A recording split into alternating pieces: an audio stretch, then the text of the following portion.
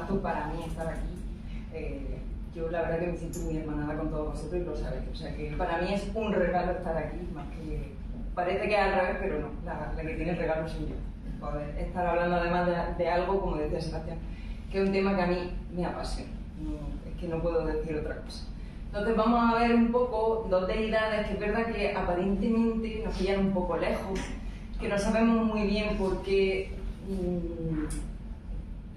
Yo creo que os preguntaréis por qué la habrá escogido él, pero realmente creo que nos tocan profundamente en nuestra vida.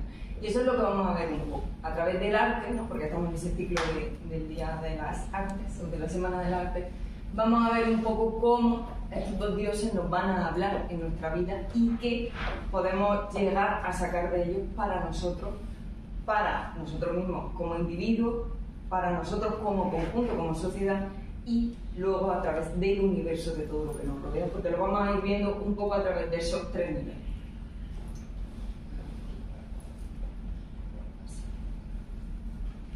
Bien, vamos a ver a través de estos dos arquetipos que son aparentemente opuestos. Me he basado un poco en esa idea nietzscheana de lo apolíneo y lo dionisíaco, y aunque no vamos a ver específicamente esa filosofía de Nietzsche, sí tomar como punto de referencia estos conceptos es muy interesante, porque son, como decía, dos formas de entender la vida. Dos formas de entender la vida a través del arte.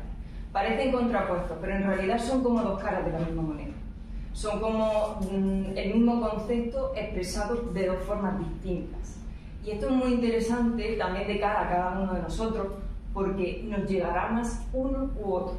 Y aquí hay una gran clave primera, y es acercarnos primero a esa deidad que nos habla más cercanamente. Pero lo interesante y lo que vamos a tratar de ver es poder llegar al otro lado, a ese otro que vemos más alejado, pero que también está dentro de nosotros. Entonces, bueno, viéndolo desde un punto de vista, porque vamos a tratarlo desde el punto de vista filosófico, artístico, pero filosófico, a la manera clásica, porque vamos a tratar de que venga o llegue a nuestra vida, vamos a ver un poco qué nos dicen estos dos arquetipos. Apolo, he cogido esta imagen que, aunque luego la veremos al final, es una crátera del Museo Arqueológico de Madrid, muy bonita, podemos ir a visitarla, la tenemos cerquita. Esto es un montaje donde he separado a Apolo y a Dioniso de la escena que en realidad están metidos. Apolo, lo tenemos a la izquierda, está mirando hacia arriba. Esto ya nos está dando un indicativo de lo que representa ese concepto. Es un dios de lo lejano, es un dios de lo elevado, por eso mira hacia arriba, por eso está apuntando con su laurel, que es una planta especial asociada a él, hacia arriba. Es un dios sanador, pero también arquero, y por lo tanto es un flechador que hiere. Esto va a ser algo importante porque, aunque aparentemente es una deidad que va a hacer daño o que nos va a hacer daño en ese tirar la flecha, nos va a sanar a través del dolor de esa herida. Cosa que es muy interesante porque lo vemos como un dios que hay que tenerle un poco de respeto, pero en realidad esa es la forma que va a tener de sanarnos y de curar las heridas que tenemos que trabajar verdaderamente. Por otro lado tenemos a Dioniso, es el dios de lo múltiple, igual que Apolo, que no lo he mencionado, es el dios de la unidad, de lo uno, lo que nos eleva, lo que nos permite ver la esencia una en todas las cosas. Dioniso es el dios de lo múltiple, el dios de la manifestación, está en el mundo, está en la vida. Es por tanto el que nos va a permitir conocer todo lo que nos rodea, todo lo que tenemos en el mundo terrenal, todo lo que tenemos a lo largo de nuestra vida. También es el dios a veces del caos, igual que Apolo se asocia con la armonía, con el orden. Dioniso parece de lo caótico, pero vamos a romper un poco con ese esquema, porque ese caos nos va a llevar al orden. Como decía, siempre tengamos presente que los dos están muy unidos el uno con el otro. Apolo está representado a través de una palabra griega que es la sofrosine, que quiere decir un trabajo interno, una entereza interna tan fuerte que va a permitir expresarlo hacia afuera, nos va a dar el equilibrio, nos va a permitir además desarrollar esas virtudes platónicas, esa templanza, esa prudencia, esa fortaleza, ese sentido de la justicia. Mientras que Dioniso se le representa con la palabra de la catarsis, es la purificación. Es una purificación que se hace a través de la expulsión de algo que tenemos dentro, que nos está recomponiendo, que nos mueve, que no nos deja, que nos pesa, que nos da vueltas, que es circular esas tormentas emocionales, esas ideas circulares que no paran de pesarnos, ¿no? Eso nos va a permitir en ese desorden, en ese caos, Dioniso sacarlo fuera y limpiarnos también de otra manera. Volveremos al final de la charla a esta imagen porque ambos en estas posturas, pero en la escena original, nos van a dar muchas claves de cada uno de ellos. Estas son imágenes de cráteres, me voy a basar sobre todo en las vasijas griegas, aunque voy a poner también imágenes de otro tipo de arte porque es verdad que no son las más cercanas a nosotros, pero sí es en este arte donde se expresa más esa forma de los dioses como imagen en sí misma, pero también nos acerca a su sentido más profundo, más simbólico, más sagrado. Son dos vasijas las que vamos a ver a Apolo como citarero, como en realidad presenta la lira, pero viste la túnica de citarero que es más larga, pero al mismo tiempo está haciendo un ritual sagrado, está purificando, está realizando una libación en ambos. Y Dioniso, por otro lado, estas son sus representaciones más antiguas, más típicas, un señor más barbado, no es joven como Apolo, y en concreto, aquí está representado como ese dios de la naturaleza, de la exuberancia, de la vida. Y esta de aquí es muy interesante, esta de la derecha, donde se le representa con 9 mujeres, con las 9 musas, porque se cree que Apolo es ese dios de las musas, pero Dioniso en muchas ocasiones también es dios de las musas antes que Apolo. Con lo cual vamos a ir viendo cómo en realidad vamos a ir dando detalles o matices donde vamos a ver que probablemente sean la misma cosa, la misma deidad, que en definitiva es lo que nos va a interesar. Y como decía, vamos a ver estos dos dioses a través de 3 niveles. El primero, el yo. Cada uno de nosotros de forma individual, en nuestro trabajo, en nuestra vida cotidiana, vamos a ver cómo nos afecta.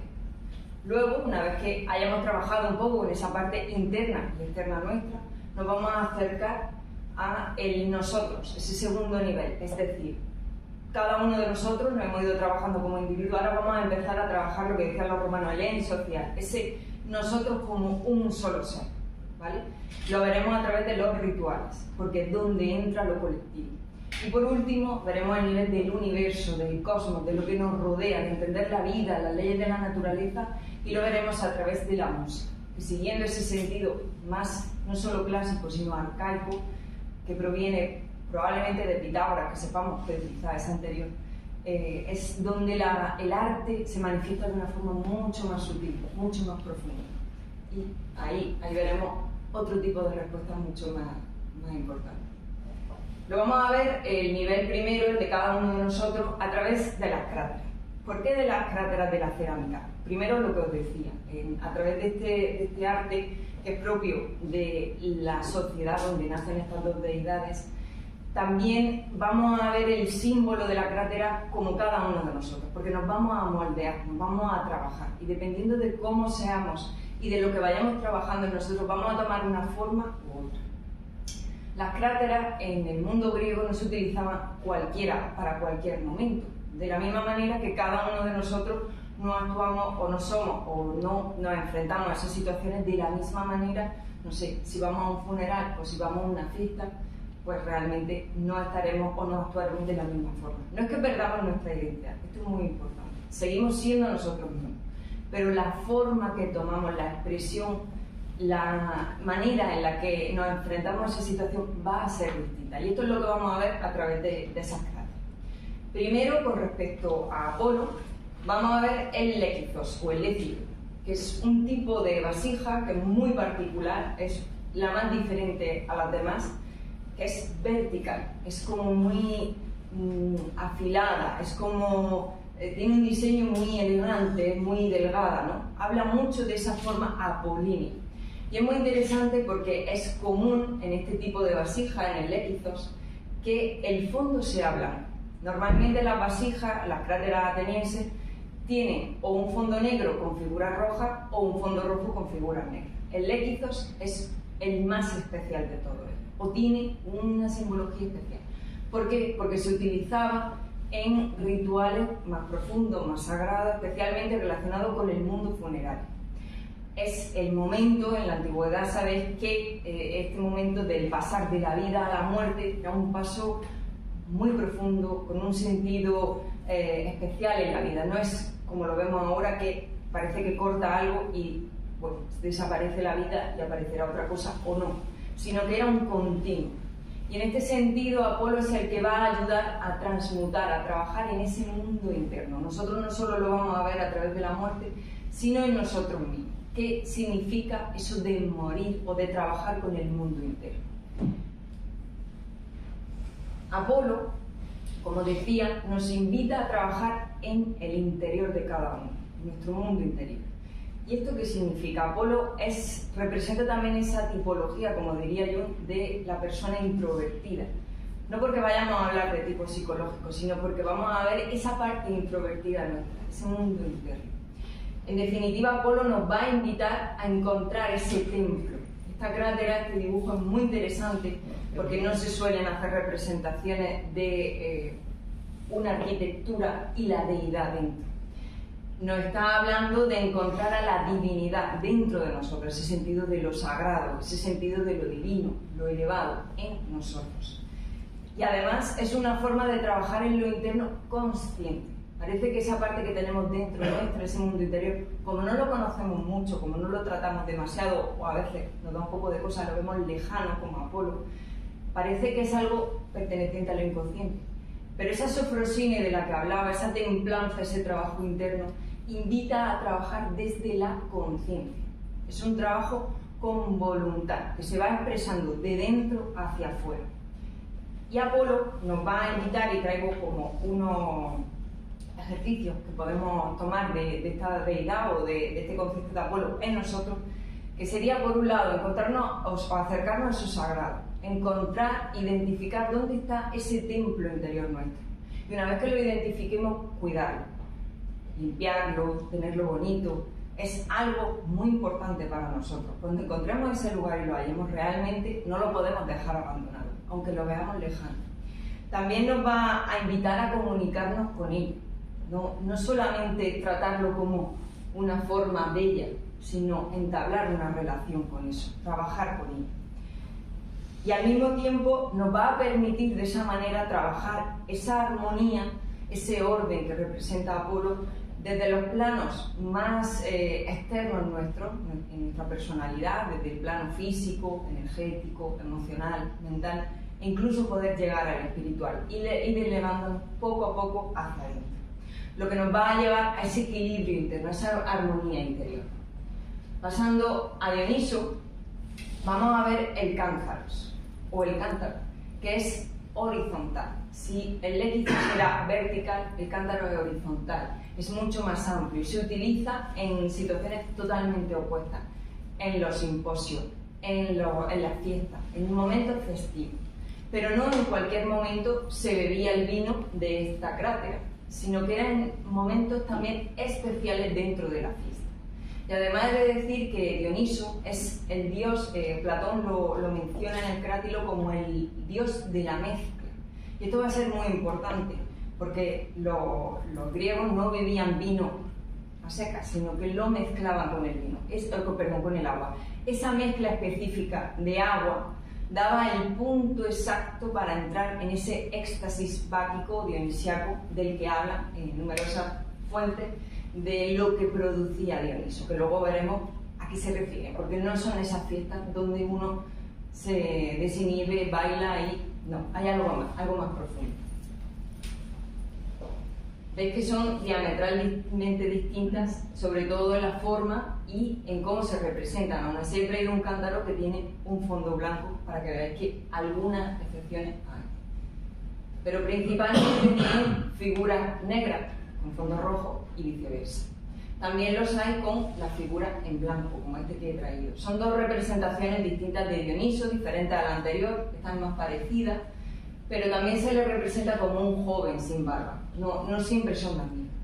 Dioniso nos va a invitar, por tanto, a trabajar en el mundo manifestado, en el mundo que conocemos realmente, en nuestra vida cotidiana. ¿Y qué es lo que nos va o qué podemos sacar como idea, igual que de Apolo? Primero, a entender esa parte, esa naturaleza mundana nuestra. incluso aquella que a veces resulta oscura, monstruosa, a veces dicen los textos o los himnos al propio Dioniso. Es lo que Jung llamaría la sombra, esa parte que no queremos reconocer en nosotros, pero que está y que es parte de nosotros. Aprender a trabajar con eso, transmutarla de tal manera que nos aprendamos a acercar de lo múltiple, de lo manifestado, a la esencia una de las cosas. Que también todas esas cosas manifestadas van a expresar esa parte luminosa apolínea y esa parte más oscura, de otra manera dionisiana. Encontrar el equilibrio en todo ello. Y sobre todo nos va a invitar a otro concepto nietzscheano, es el amor fati. Amar la vida tal y como es. Amarla profundamente, vivir profundamente, de tal manera que todas las cosas que nos pasen sea aquello que realmente queremos que nos sucediese. No desear otras cosas. Esto es un concepto muy estoico, ¿no? El alegrarnos o el vivir profundamente aquello que nos está sucediendo en ese momento. No intentar hacer las cosas a nuestra manera. Vamos a pasar al segundo nivel, que sería ese nosotros. Hemos estado trabajando ese mundo interno nuestro. Estamos conformándonos como individuos, como diría Platón, y ahora vamos a pasar a ese sentido de sociedad, incluso de Estado, ¿no? El de ir poco a poco trabajarnos en conjunto. Seguir con nosotros mismos, pero también trabajar con los demás al mismo tiempo. Y esto sucede en el rito, porque Platón explica que los rituales empieza la educación, o es una de las formas que tiene la sociedad de educarse, a través del rito y en especial relacionado también con el sentido artístico, porque en los rituales no solo hay un protocolo, hay unas cosas que realizar, sagradas, religiosas, espirituales, también hay una parte artística. Y vamos a ver dos ritos distintos, uno relacionado ahora con Dioniso y luego con Apolo. Cómo nos podemos limpiar, purificar, sanar o trabajar con nosotros y con los demás a través de una de esas fiestas. Respecto a Dioniso voy a tomar como referencia lo que se denominaban las nocturales, que se producían por la noche y era un momento muy interesante donde se vivía la muerte o el renacimiento del dios. Porque Dioniso significa, una de las acepciones, de los sentidos etimológicos que tiene su nombre, es el dos veces nacido. Pero también se le dice el 3 veces nacido. Es decir, Dioniso tiene dentro de sí un concepto muy importante y es ir transmutando a lo largo de la vida, pasar por esos umbrales y despertando cosas nuevas. En este ritual se hacía en torno a una parte del mito de Dioniso que está representada en esta crátera, son cántaros, donde Dioniso realiza un proceso heroico, como diría Campbell, ¿no? Tiene esa llamada a la aventura y viaja por todo el mundo. Viaja por todo el mundo realizando un montón de pruebas. Y en esas pruebas él va a ir conformándose como Dios, porque en realidad es un semidios, su madre es mortal. Es el único Dios que tiene esta naturaleza añadida, por eso es el cercano a los hombres, por eso se puede acercar a los seres humanos. Una vez que ha recorrido el mundo, aparece desde el mar, por eso he puesto esta imagen, que va con su nave, y regresa a tierra firme. En ese regresar a tierra firme se expresa un ritual muy bonito. Normalmente Dioniso estaba muy relacionado con el mundo femenino, representa esa energía femenina. Y lo que hacían era un grupo de mujeres, se acercaba al mar, se introducía un poco en él y empezaban a llamarlo hasta 3 veces, acompañadas de una música, con instrumentos de viento y con un órgano de agua, un hidráulos, y con estos sonidos aéreos y acuáticos llamaban al dios. Una vez que lo llamaban 3 veces, aparecía. Es muy interesante porque ese aparecer es algo que podemos ver en nosotros también, ¿no? Y tomar esa simbología de momentos donde nosotros mismos nos vemos perdidos, donde nos encontramos como hundidos, metidos en el agua y tenemos que renacer, volver a aparecer. Respecto al rito apolíneo, va a implicar una forma de purificarse muy interesante porque es una purificación a través de lo individual y lo colectivo. Un chico, una persona, podría ser, normalmente era un chico joven, los efebos o los chicos jóvenes estaban relacionados con Apolo. Él regía un poco esa parte de la vida de la juventud. Apolo es el eternamente bello, el eternamente joven. Y entonces, normalmente podía ser un chico, pero también podían escoger a otra persona de la sociedad. Podía ser un criminal, alguien que había cometido un crimen terrible, que había ejercido una herida en esa sociedad. O también podían escoger a una persona que realmente era muy importante en Delfos, es decir, alguien que gobernara o que fuera realmente importante, influyente en la sociedad. De tal manera que el sacrificio que lo iba a representar esa persona escogida era una ofrenda a la deidad, y el sacrificio, que ahora explicaré, pues podía ser alguien que o aparentemente era alguien de un estatus más bajo, alguien casi sin importancia en la sociedad, aparentemente, o alguien que estaba en la cima respecto a en torno a los gobernantes, ¿vale? O sea que no había una persona concreta, sino que se veía en cada situación quién era la persona adecuada. El sacrificio en sí se denominaba un sacrificio humano, pero esto no quiere decir que muriese esa persona, para nada.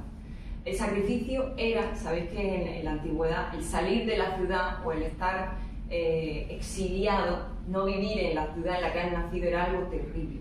Aquí se escenificaba algo así. Esa persona escogida debía de representar primero esa lucha de Apolo y Pitón, y luego debía de ser expulsado de la ciudad por unos días. Este era el sacrificio que hacían por los demás. Digamos, ese momento del mito de la lucha de Apolo y Pitón, pero el primero que se conoce es muy interesante porque se cantó, parece ser, en un momento de resistencia, que se necesitaba la fuerza de la deidad para resistir, en una guerra de los mesenios contra los espartanos, que sabemos que eran grandes guerreros, y bueno, pues se las vieron difíciles para superarlo, pero ahí cantaron a Apolo un peán para que los mantuviera en sus líneas, ¿no? Y no se vinieran abajo. Es interesante porque vamos a ver también que a través de esa música el sentido del curar de Apolo es alopático, es a través de lo que conocemos como la medicina común, es esa medicina que viene de lejos, normalmente se relaciona con la flecha, que hiere y da justo en la herida que está sangrando, que está abierta, para curarla. También se representa a Apolo a veces cortando un miembro, un brazo, una pierna, porque es el miembro que está enfermo, para que no se vaya expandiendo esa enfermedad. Es decir, aquí entendemos esa cura desde lejos. Si lo viéramos a través de la música, si nosotros tuviéramos un estado de ánimo bajo y quisiéramos curarnos a través de ese sentido apolíneo, nos pondríamos una música alegre, para que transmutara ese sentir interior que tenemos. El opuesto nos llevaría a esa alegría. Por el contrario, con Dioniso vamos a ver el ditirambo. Ditirambo quiere decir descender a las dos puertas. De nuevo está relacionado con ese doble nacimiento y también ese descenso al infierno, ¿no? Ese mundo oscuro que desconocemos. Los ditirambos son, por el contrario, una música que va asociada también a la danza y al canto, igual que los peones, pero son como más caóticos, aparentemente. Se empezaban a ejecutar como una melodía que parece que no tiene un ritmo constante, que parece que tiene una desarmonía aparente, pero que poco a poco la danza y el canto van llevando de forma circular y espiralada hasta el centro. Es una forma de curarse a través de lo que tenemos dentro, de meternos, de introducirnos en nosotros para sacarlo y expulsarlo. Es una forma homeopática de curarse. Por eso Dioniso es dios de la mezcla, porque en esa mezcla exacta de agua con un poco de vino, en realidad, nos da la clave de la medicina que nos puede curar. No es la medicina en sí homeopática la que nos va a curar, es la que nos va a dar el estado de ánimo, ese éxtasis báquico, dionisiaco, que nos va a permitir desarrollar ese nivel de conciencia exacto para poder curarnos, para saber qué necesitamos, para entenderlo. Vamos a escuchar, el decir que el grito del ditirambo es evoque, y los instrumentos que se utilizan en la música dionisiaca son principalmente de percusión y de aire, pero a veces también la cuerda, solamente la lira, en ocasiones concretas. Pero veréis que cambia diametralmente la música del ditirambo con la del piano. En este caso no he encontrado un ditirambo cantado, vamos a escuchar una música dionisiaca de ditirambo y el ditirambo lo vais a ver escrito.